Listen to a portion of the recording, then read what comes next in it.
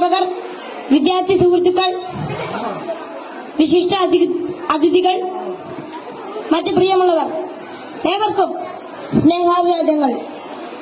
മാനവ ചരിത്രത്തിൽ ഇന്നുവരെ നേരിട്ടിട്ടുള്ള എല്ലാ ദുരന്തങ്ങളെക്കാളും ഭയാനകവും പ്രകൃതിശേഷിയേറിയതും നാശകരവും പ്രത്യാഘാതം ദീർഘകാലത്തേക്ക് നിലനിൽക്കുന്നതുമായ ഒരു മഹാവിപത്താണ് ലഹരിയുടെ ഉപയോഗം. ഓരോ കുട്ടിയുടെയും ജീവിതത്തിലേക്ക് ഹരമായും ഉന്മാദമായും ഉച്ചചങ്ങാതിയായും മൃദുവാസത്തോടെ പടികയറി വരുന്ന ലഹരി മരുന്ന് ഏതു വിധേനയായാലും ഒരു പ്രാവശ്യം ഉപയോഗിച്ചാൽ പിന്നെ അതിന്റെ തോഴനും പിന്നീട് സന്തത സഹചാരിയായും അധികം വൈകാതെ അടിമയുമാക്കി മാറ്റുന്ന മാന്ത്രിക ശക്തിയാണ് മയക്കുമരുന്നിനുള്ളത്. മയക്കുമരുന്നിന്റെ ഈ മാന്ത്രിക ശക്തിയെക്കുറിച്ച് പറയുമ്പോൾ കടൽക്കിഴവന്റെ കഥയാണ് എനിക്ക് ഓർമ്മ വരുന്നത്.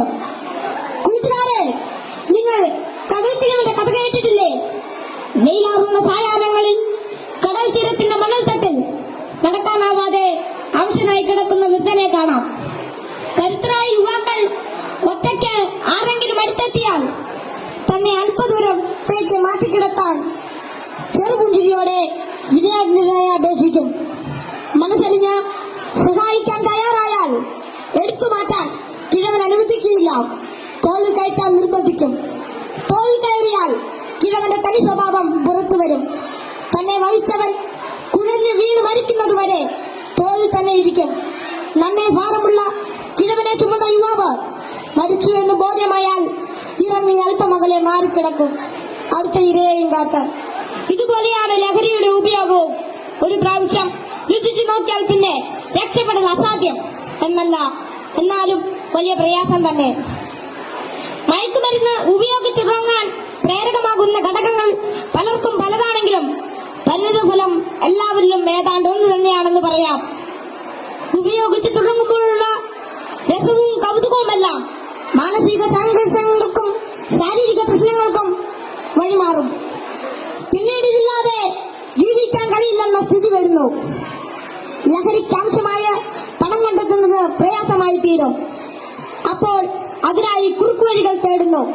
അങ്ങനെ അധാർമിക ജീവിതത്തിനും കുറ്റകൃത്യങ്ങൾക്കും പ്രേരിപ്പിക്കപ്പെടുകയും കുടുംബത്തിനും സമൂഹത്തിനും നിയമപാലകർക്കും തലവേദനയായി മാറുന്നു. ഇതിന്റെ എല്ലാം ബാക്കി പത്രം എന്ന് പറയുന്നത് നിരാശ, ഏകാന്തത, മാനസിക പിരിമുറുക്കം, ശാരീരിക പ്രശ്നങ്ങൾ, മാനസിക വിഭ്രാന്തി എന്നിവയാണ്.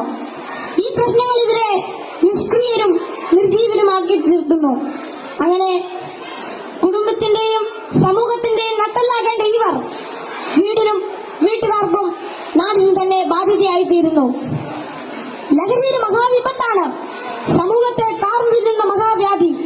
ഇത് ബാധിക്കുന്നതാകട്ടെ നാടിന്റെ സമ്പത്തും രാഷ്ട്രത്തിന്റെ അടിത്തറയും നട്ടലുമായ കൗമാരത്തെയും യൗവനത്തെയും.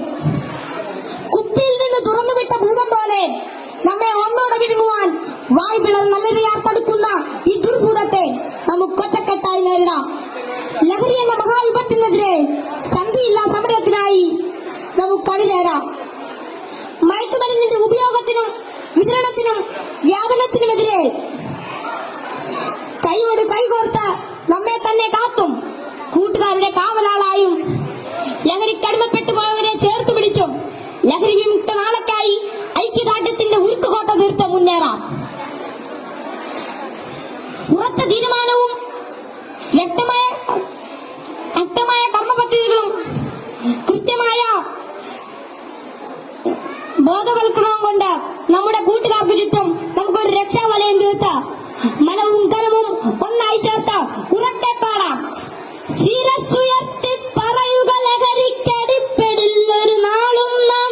ശിരസ്സുയർത്തി പറയുക ലഹരിക്കടിപ്പെടില്ലൊരു നാളും നാം. വരം കണക്കെ കിട്ടിയ ജീവിതം എറിഞ്ഞുടയ്ക്കുകയില്ല നാം. വരം കണക്കെ കിട്ടിയ ജീവിതം എറിഞ്ഞുടയ്ക്കുകയില്ല നാം. ശിരസ്സുയർത്തി ശിരസ്സുയർത്തി ശിരസ്സുയർത്തി പറയുക ലഹരിക്കടി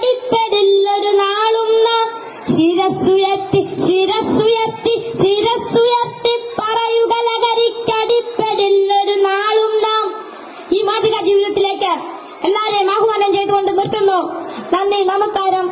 താങ്ക് യു ആൾ.